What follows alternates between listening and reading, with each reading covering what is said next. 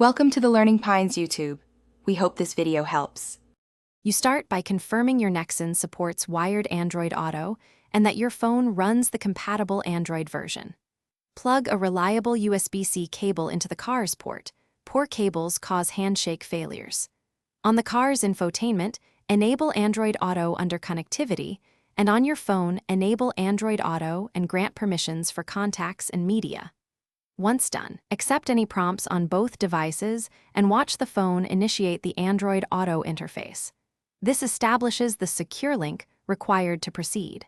Once the car recognizes the phone, you must complete permissions and select defaults. Grant notification and location access so maps and messaging work smoothly. Make Google Maps or preferred navigation the default within Android Auto. If voice control is preferred, set Google Assistant as the input and test a simple command. Keep the phone unlocked during the initial data sync so contacts and shortcuts transfer.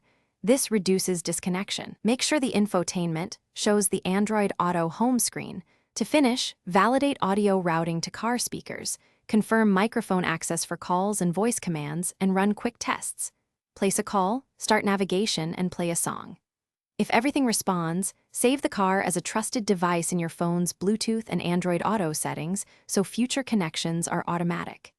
If something goes wrong, reboot your phone, try a different OEM cable, and re-enable Android Auto permissions. This simple reset resolves most handshake or permission issues quickly. Thanks for watching.